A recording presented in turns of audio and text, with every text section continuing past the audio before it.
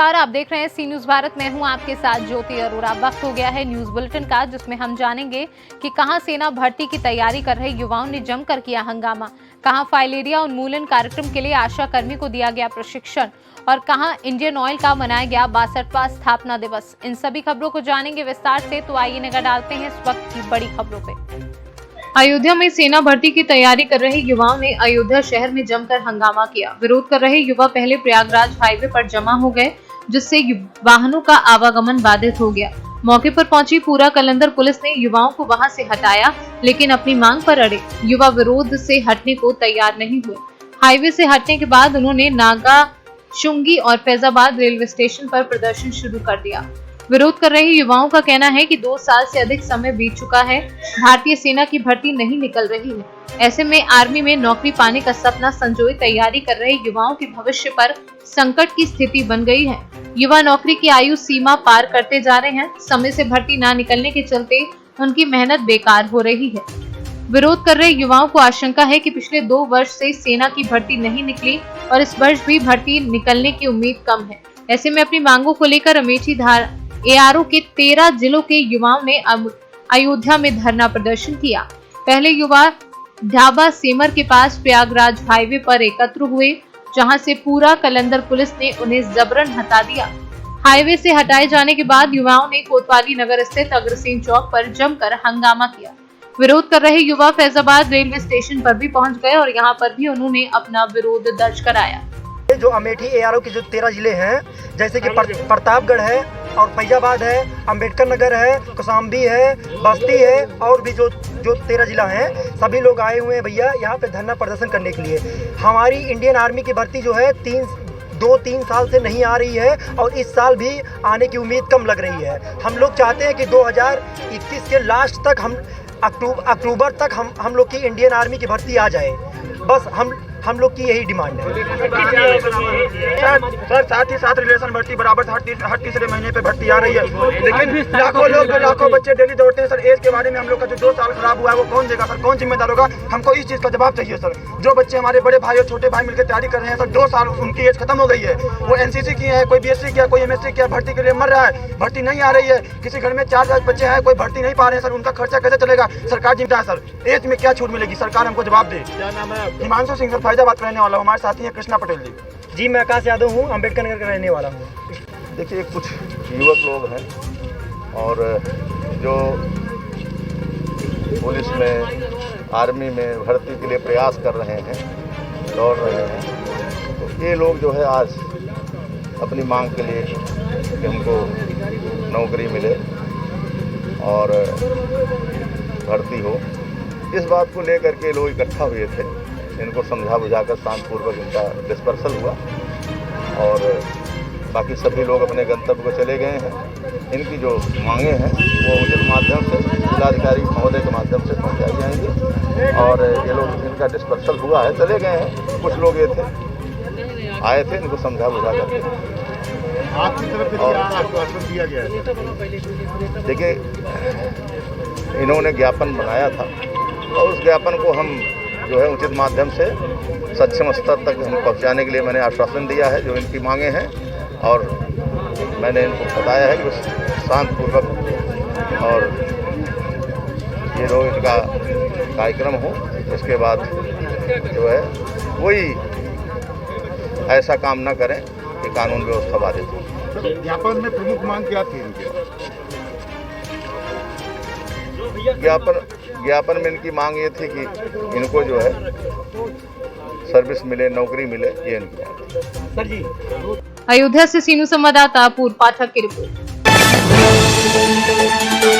पीपराकोटी क्षेत्र के प्राथमिक स्वास्थ्य केंद्र जगरा में बुधवार को सरकार की महत्वाकांक्षी योजना अंतर्गत फाइलेरिया उन्मूलन कार्यक्रम को सफल बनाने के लिए आशा कर्मियों को 1 दिवसीय प्रशिक्षण कार्यक्रम का आयोजन किया गया, जिसकी अध्यक्षता प्रभारी चिकित्सा पदाधिकारी डॉक्टर इप्सिता ने की।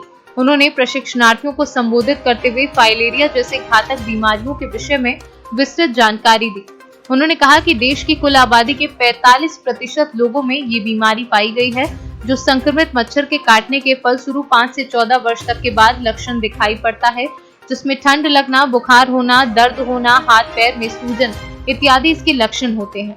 वहीं जिला से आए केयर इंडिया के रमेश कुमार सिंह ने कहा कि फाइलेरिया एक घातक बीमारी है जो गंदगी एवं कीचड़ से उत्पन्न मादा क्यूलेक्स नामक मच्छर के काटने से उत्पन्न होती है, जिसे हाथी पांव भी कहते हैं। आज हम लोग PHC पिपरा कोठी में फलेरिया की ट्रेनिंग दे रहे हैं NDA प्रोग्राम के अंतर्गत, जिसमें सभी आशाओं को बताया जा रहा है कि फलेरिया का बचाव किया जा सकता है और समय से सब लोगों को दवाई खिलाना है।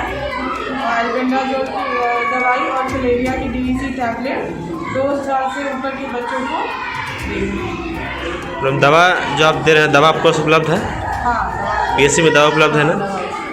मोतिहारी से सीनू संवाददाता आलोक शर्मा की रिपोर्ट।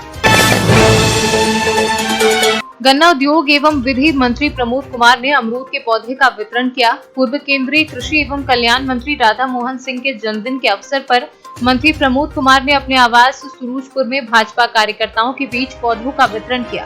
मोतिहारी के सांसद से रेलवे स्टैंडिंग कमेटी के चेयरमैन राधा मोहन सिंह के जन्मदिन के अवसर पर पीपरा कोठी में भाजपा कार्यकर्ताओं ने जगह जगह पर मिठाई खिलाकर खुशियां बांटी। माननीय सांसद आदरणीय राधा मोहन बाबू के जन्मदिन के अवसर पर हम लोग अमरूद का पेड़ देकर और इसकी हरियाली और खुशहाली काम करते हैं और राधा मोहन सिंह जी के उज्जवल भविष्य की कामना करते हैं, दीर्घायु होने की कामना करते हैं। और राधा मोहन सिंह जी ने जो पिपरा कोठी के अंदर जो गांधी जी के सपने को साकार कर पृथ्वी स्थापित किया है, आज के इस आधुनिक युग में राधा मोहन सिंह जी चंपारण के गांधी के समान वह आज हम लोग के सर्वमान्य नेता हैं। उनकी पुनः उज्जवल भविष्य और दीर्घायु होने की कामना करते हैं। मोतिहारी से सीनू संवाददाता आलोक शर्मा की रिपोर्ट। राजगढ़ जिले के सारंगपुर तहसील के ग्राम हराना किसानों को सोयाबीन की फसल पूरी तरह बांझ हो जाने से किसान काफी परेशान नजर आ रहे हैं। किसानों का कहना है कि हमारी फसल पूरी तरह बर्बाद हो गई है, हमारे सोयाबीन बांझ हो गए हैं और कुछ सोयाबीन की फसलों में फलियां आई है तो उन्हें इल्लियां खा गई हैं। किसानों द्वारा अपनी समस्या से प्रशासन को लगातार अवगत कराया जा रहा था। इसे देखते हुए बुधवार को नायब तहसीलदार मोहित सिनम द्वारा किसानों के खेतों पर पहुंचकर फसल का जायजा लिया गया। वहीं हराना क्षेत्र के जगह जगह खेतों पर पहुंचकर फसलों का निरीक्षण किया गया। वहीं किसानों द्वारा नायब तहसीलदार को खेतों में अंदर ले जाकर पूरी सोयाबीन की फसल दिखाई गई। आज सुबह से मेरे द्वारा संडाता क्षेत्र में जो गांव लगते हैं सभी गांवों में मेरे द्वारा सोयाबीन का सर्वे तो निरीक्षण किया गया था। तो मेरे द्वारा ग्राम कड़लावट, टोली घाटा, सिमरोल, शामगी घाटा और खेरेखेड़ी वगैरह इन सभी गांवों में विजिट किया गया है। और अभी मैं हरियाणा भी आया हूँ। तो कुछ गांवों में सोयाबीन की स्थिति थोड़ी ख़राब है और कुछ गांवों में अच्छी भी है। जैसे हरियाणा में सर अफलन वाली स्थिति है सोयाबीन में, हरियाणा में कुछ अफलन वाली स्थिति है और कुछ जहाँ तक मुझे पता चला कि 9560 करके कोई बीज है उसमें नुकसान ज़्यादा हुआ है। तो कुछ क्योंकि ये पुराना ब्रीड है, कुछ नई ब्रीड आई है शायद उनमें नुकसान कम है। लेकिन हरियाणा गांव में तो 90% लोग और 95-60 बोते हैं। हाँ, यहाँ पर मैक्सिमम लोग 95-60 बोते हैं। तो नुकसान तो है, मतलब जहाँ तक नजरी लग रहा है वो तो पूरा आकलन तो इसका जब वो होगा क्रॉप कटिंग सर्वे उसके बाद बता पाएंगे कितना इसका नुकसान हुआ है। पर नजरी आकलन में नुकसान तो लग रहा है मतलब थोड़ा। मध्य प्रदेश से सीनू संवाददाता राम बाबू चौहान की रिपोर्ट। इंडियन ऑयल का 62वां स्थापना दिवस मनाया गया। बरेली इंडियन गैस एजेंसी ने अपने ग्राहकों का सम्मान किया और उज्ज्वला योजना 2 की जानकारी दी। उज्ज्वला योजना में कौन हो सकता है लाभान्वित? बरेली इंडियन गैस एजेंसी ने दिए महिलाओं को लाइटर और एप्रिन। 62वें स्थापना दिवस पर बरेली इंडियन गैस एजेंसी संचालक योगेंद्र पटेल ने अपने ग्राहकों को सम्मानित किया और गैस, लाइटर और महिलाओं को एप्रिन भेंट की। योगेंद्र पटेल ने उज्ज्वला योजना की जानकारी दी और कोविड गाइडलाइन के तहत ये कार्यक्रम किया। उपभोक्ताओं को बरेली इंडियन की ओर से हार्दिक बधाई एवं शुभकामनाएं। क्योंकि आज कंपनी के द्वारा सभी ग्राहकों का सम्मान किया गया, जिसमें उन्हें लाइटर और एप्रोन वितरित किए गए और साथ में उज्ज्वला योजना भी चालू हो गई है 2.0। इसमें उन्हें फ्री गैस कनेक्शन महिलाओं को दिया जाएगा, जिसमें समग्र आईडी, आधार, बैंक खाता महिला का रहेगा। रायसेन से सीनू संवाददाता अरशद मसूद की रिपोर्ट। अयोध्या में जनवादी पार्टी के तहत बीकापुर विधानसभा के मसौदा क्षेत्र में बरवा स्थित पृथ्वीराज चौहान इंटर कॉलेज में कार्यक्रम आयोजित हुआ। इस कार्यक्रम में बतौर मुख्य अतिथि के रूप में पार्टी के राष्ट्रीय अध्यक्ष संजय सिंह चौहान अयोध्या पहुंचे, जहां समाजवादी पार्टी पूर्व मसौदा द्वितीय क्षेत्र से जिला पंचायत सदस्य राजा मान सिंह ने सैकड़ों कार्यकर्ताओं की मौजूदगी में नाका बाईपास पर जनवादी पार्टी के राष्ट्रीय अध्यक्ष संजय सिंह चौहान का जोरदार स्वागत किया।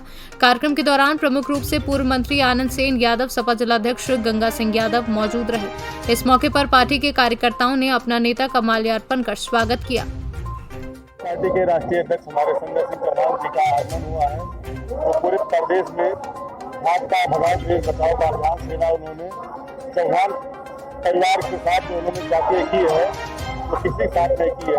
आप लोग देख रहे हैं मोदी की सरकार जो माननीय योगी जी की है, जिस हद तक अपनी हरकतों से बाहर नहीं आ रहा। आप लोग देख रहे हैं गड्ढा इनके एजेंडे में था, गड्ढायुक्त गड्ढा मुक्त सरकार होगी, गड्ढायुक्त सरकार कर दी है।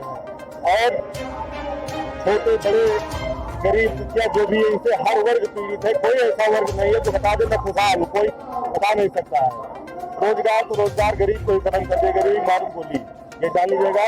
और जन क्रांति संजय चौहान जी की पार्टी का विलय हुआ है, राष्ट्रीय अध्यक्ष जी इनको बहुत बड़ा पद देंगे और कैबिनेट मंत्री का पद देंगे सरकार बनने के बाद। यही इनकी अयोध्या से सीनू संवाददाता पूर्व पाठक की रिपोर्ट। मसौदा द्वितीय से जिला पंचायत सदस्य राजा मान सिंह ने बुधवार को अपने क्षेत्र में हो रही विद्युत कटौती को संज्ञान में लिया और विद्युत उपकेंद्र रानी बाजार पहुंचकर घेराव किया। उन्होंने बताया कि कई दिनों से क्षेत्र की जनता बिजली कटौती की समस्या लेकर मेरे पास आ रही थी, जिसको संज्ञान में लेते हुए मैंने एक्सियन AK शुक्ला से फोन पर जनता की समस्याओं से अवगत कराया, जिस पर एक्सियन ने उनसे बड़ी ही बेरुखी से बात की। जनता की समस्याओं के निराकरण को लेकर वह विद्युत उपकेंद्र रानी बाजार गए, जहां उन्होंने देखा कि उपकेंद्र पर नया फीडर होते हुए भी पुराना फीडर लगाकर काम लगाया जा रहा है। इस बारे में जब उन्होंने उपकेंद्र के JE सुधाकर दुबे से पूछा तो उन्होंने बताया कि जब तक एक्सियन साहब आदेश नहीं करेंगे तब तक नया फीडर नहीं लग सकता है, जिस पर जिला पंचायत सदस्य एक्सियन AK शुक्ला से फोन पर बात की तो उन्होंने जब सदस्य के साथ बेरुखी से बात करते हुए एक जन प्रतिनिधि का अपमान किया। यहाँ रानी बाजार फीडर है, ये यहाँ पे मेरे पास 200 शिकायत आई थी, आए दिन 200 शिकायत आई थी। एक हफ्ते समय इग्नोर कर रहा था। हमने सोचा आज काम कर देंगे, कल काम कर देंगे। ये AK शुक्ला है, एक्सियन है, ये बगल में हमारे JE साहब खड़े हुए, इनकी कोई गलती नहीं है भाई। इनके सीनियर अधिकारी जब तक काम नहीं करने देंगे ये क्या कर सकते हैं। अभी मैं आया यहाँ पे, काफी जनता थी, जनता कुछ अपने काम धाम में लग गई और परेशान जनता आप देख रहे हैं। बिजली बिल के लिए सुबह शाम 2 व्हीलर 4 व्हीलर जिस चीज से भेज देते हैं, फोन से जमा कर दो, नहीं घर गिरा देंगे, ये कर देंगे, लाइट काट देंगे, बिजली काट देंगे, जो करना होगा। रोज बनाते हैं, रोज बिगाड़ते। 20 दिन से शिकायत चल रही है। नया फीडर आके रखा हो, इसको लगाने में उनको क्या दिक्कत है? आखिर क्या कारण है जो नया फीडर नहीं? यही चीजें मैं पूछना चाहता हूँ। फिर उसके बाद सुनिए, मैंने अपने मोबाइल से उनके पास फोन किया, एक्सियन साहब के पास, एक शुक्ला जी हैं, मेरा फोन रिसीव नहीं किए। हमारे पंडित जी मित्र हमारे शुभचिंतक हैं, फिर इनके मोबाइल से मैंने लगाया। इनकी भाषा सुनिए कि शुक्ला जी की। तो क्या बोले वो आपसे? सुनिए क्लिप पे। जिला पंचायत सदस्य राजा मान सिंह बोल रहा हूँ। कहाँ है सर आप? हम फीडर बैठे हुए हैं, नया फीडर आके रखा हुआ, पुराना फीडर रोज रिपेयरिंग करके लगा रहे हैं। क्या दिक्कत है नया फीडर लगाने में आपको? यहाँ इनकमिंग फीडर 1 नंबर जो है, ये मतलब जैसे लाइन आती है दग जाती है, इसके बाद उसको सफाई किया जाता है, सफाई करने के बाद फिर लगा दिया जाता है, फिर लाइन चल जाती है। कारण क्या? सप्लाई जो भी मिल रही है, जो ये हमारे JE साहब हैं, ये हमारे JE साहब हैं, ये बहुत अच्छे हैं। इनसे मैंने पूछा, अपने विचारों को रखा कि JE साहब नया फीडर आके रखा हुआ है, इसको क्यों नहीं लगा रहे हैं। इन्होंने कहा हमारे अधिकारी जो सीनियर हैं वो आपत्ति जता रहे हैं, वो लगने नहीं दे रहे हैं। हम यही पूछना चाहते हैं कि एक्सियन साहब इसको क्यों नहीं लगने दे। रोज पुराना फीडर बनाते हैं, बिगाड़ते हैं, घटते रहते हैं। जनता रोज आए दिन परेशान रहती है। एक अभी बुजुर्ग थे, बेचारे जा रहे थे रिक्शा से, रिक्शा से आए हुए थे, उनका पैर भी टूट गया। इसमें कोई अधिकारी इसमें डांट के भगा दिया उनको। ये आए दिन तानाशाही सरकार कर रहे हैं। रोड पे चलो तो बसड़ा नहीं जीने दे रहा है, यहाँ पे आओ अधिकारी नहीं बात सुनने दे रहे हैं। ये तानाशाही सरकार बताइए इस तरह चलेगी? जनता ने इनको चुना है। अयोध्या से सीनू संवाददाता पूर्व पाठक की रिपोर्ट। खबर मुजफ्फरपुर जिला के बंदरा प्रखंड से है, जहां हत्ता ओपी क्षेत्र के मतलूपुर से दरवाजे पर लगी एक बाइक गायब होने की खबर आई है। घटना बीते मंगलवार देर रात की बताई है। इस मामले में पीड़ित सुमित कुमार ने गुरुवार को इसकी लिखित शिकायत हत्ता ओपी पुलिस से की है। वहीं पीड़िता ने बताया कि रोज की भांति अपने ग्लैमर मोटरसाइकिल को रात में दरवाजे पर लगाकर घर में सोए थे। लगभग 2 बजे रात्रि में जब उठा तो देखा कि मेरी मोटरसाइकिल गायब थी। मैंने अगल बगल के लोगों को इसकी सूचना दी। सभी लोग खोजने का प्रयास किए किंतु नहीं मिली। वहीं इस मामले में हत्ता ओपी अध्यक्ष कुमार अभिषेक ने बताया कि घटना की सूचना पर घटनास्थल पर मामले की जांच हेतु पुलिस अधिकारी को भेजा गया है। पीड़ित द्वारा मिले आवेदन के अनुसार आगे की कार्यवाही की जा रही है। मेरा नाम सुमित करूँगा, मैं मतलूपुर वार्ड नंबर 9 से 9 का मेरा घर है और मैं 10 बजे रात में यहाँ पर गाड़ी लगाया हुआ था। जब सो के उठा तो मेरा गाड़ी गायब था और हत्ता ओपी में इसका आवेदन दे दिए हैं। तो मेरा गाड़ी ग्लैमर है और उसका नंबर है BR06BX4599। हत्ता ओपी के पुलिस भी अनिल सिंह आए हुए थे जांच में। मुजफ्फरपुर से सीनियर संवाददाता गंधीर कुमार झा की रिपोर्ट। रायसेन जिला मुख्यालय के समीप ग्राम पठारी में आज सुबह 2 पक्षों में खूनी संघर्ष हो गया, जिसमें एक युवक की मौके पर ही मौत हो गई और एक की भोपाल इलाज के दौरान मौत हो गई। 4 अन्य घायल हुए। घायलों को भोपाल रेफर किया गया, जहां उनकी हालत स्थिर बनी हुई है। सुबह 10 बजे से चलते रहे हंगामे के बाद एसपी मोनिका शुक्ला ने कोतवाली टीआई जगदीश सिंह सिद्ध को लाइन हाजिर किया, तब कहीं जाकर हंगामा खत्म हुआ। वहीं कोतवाली पुलिस ने 8 लोगों पर हत्या सहित कई धाराओं में मामला दर्ज किया है और 3 आरोपियों को गिरफ्तार कर बाकी आरोपियों की तलाश कर रही है। पुलिस इस मामले की जांच का जिम्मा रायसेन एसडीओपी को सौंपा है। ग्राम पठारी में जितने भी शख्स लाइसेंस से हैं, उनके निरस्तीकरण की कार्यवाही की जा रही है। की बात है कि भैया 9 बजे की पूरे 9 भी नहीं बजे थे। कहाँ से गोली मारी? छतों पे से गोली मार के, छत पे से गोली मार के। पे तो विवाद था भैया, जमीन पे से हो रहा तो हम भी जमीन पे कब्जा कर रहे थे। कौन से रास्ते कौन थे? पुलिस ने कुछ नहीं करो भैया, 2.5 लाख रुपया के आरोपी कौन कौन है? नाम बताओ यार सबके, नाम बताओ नाम। अरे मेरे भैया आपके कौन लगते थे? आपके कौन लगते थे? आपके कौन लगते थे? भैया हम लोग तो कोई नहीं है, ठटरी बात है, हम लोग परिवार नहीं जो खत्म हुआ हम लोग रहेगा भैया। भैया मेरा देर होता रे, 5 मारा मर गया के का होएगा? 5 मारा मर गया के का होएगा? बता दे रे। हम नहीं जी सकते, हम क्या करेंगे जी के? टीआई नहीं पहुंचा मौके पे? टीआई नहीं पहुंचा, टीआई के लगो जब बंदूक चलनी जब पांगो में तुम बंदूक चलाओ, बंदूक चला के जब बाद में पुलिस पहुंच गए। हमने 100 नंबर 10 लगाई, 100 नंबर नहीं पहुंची भैया। अरे भैया 100 नंबर हो क्या गया था? हो काय पे लड़ाई हुई? पहले हमारी जमीन भैया 3 दिन जमीन पे सबाई थी रे। जब से विरोधी बन रहे थे, रोज एप्लीकेशन लगा रहे, कहीं का छूके कहीं का छूके। भैया नहीं आते बड़े। कौन ने मारी गोली? रणवीर ने गोली मार के। कौन खत्म कौन हो गया? राजमोहन। एक झगड़ा हुआ जी, उसमें 2 लोगों की असामयिक मृत्यु हुई है और 3 लोग अन्य घायल हुए हैं। इस प्रकरण में 8 लोगों के खिलाफ FIR हुई है नामजद। हमने इसमें से कुछ लोगों को अभी पकड़ लिया है, बाकी को पकड़ने के लिए हमने टीम भेजी गई है। ग्राम पठारी में जितने लोगों के पास शस्त्र के लाइसेंस है, उसमें हमारी तरफ से निरस्तीकरण हेतु प्रतिवेदन जिलाधीश कार्यालय भेजा जा रहा है। रायसेन टीआई पे लगातार आरोप लगा रहे हैं, पुलिस पे आरोप लगा रहा है। उस प्रकरण में संपूर्ण जांच की जाएगी। इस प्रकरण में जो 302 कायम किया गया है, उसमें IO हमने SDOP मैडम को बनाया। इसमें पुलिस पे क्या कार्रवाई हुई है? इसमें अभी TI साहब को लाइन से संबद्ध किया गया है। मैम कौन से 8 को नाम बताएं? अभी किसी को नहीं दी। ठीक है मैडम, एक निवेदन मेरा है। रायसेन से सीनियर संवाददाता अरशद मसूद की रिपोर्ट। बच्चों की शिक्षा को लेकर प्रदेश में स्कूलों के खुलने की आज से शुरुआत हो गई है और सिद्धार्थनगर जिले में भी आज स्कूल खुले और पढ़ाई भी हुई। कोरोना काल के लगभग 2 साल बाद आज फिर स्कूलों की रौनक लौट आई है। स्कूलों के खुलने के बाद बच्चों में पढ़ाई के प्रति नई उमंग के साथ स्कूल पहुंचे, जहां पर कोविड प्रोटोकॉल का पालन करते हुए टीचरों ने बच्चों को पढ़ाया। स्कूली बच्चों द्वारा भी कोविड के नियमों का पालन भी करते देखा जा सकता है। बच्चों के पास सैनिटाइजर, मास्क इत्यादि एहतियातन जो भी जरूरतें थी सभी पालन करते बच्चे नजर आ रहे हैं।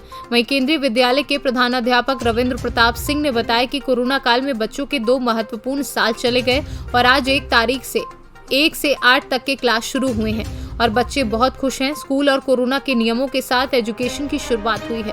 स्कूल को भी समय समय पर सैनिटाइजेशन करवाया जाएगा। सिद्धार्थनगर से सीनू संवाददाता प्रमोद कुमार त्रिपाठी की रिपोर्ट। न्यूज बुलेटिन में फिलहाल के लिए इतना ही। देश दुनिया की तमाम बड़ी खबरों के लिए आप जुड़े रहें सी न्यूज भारत के साथ।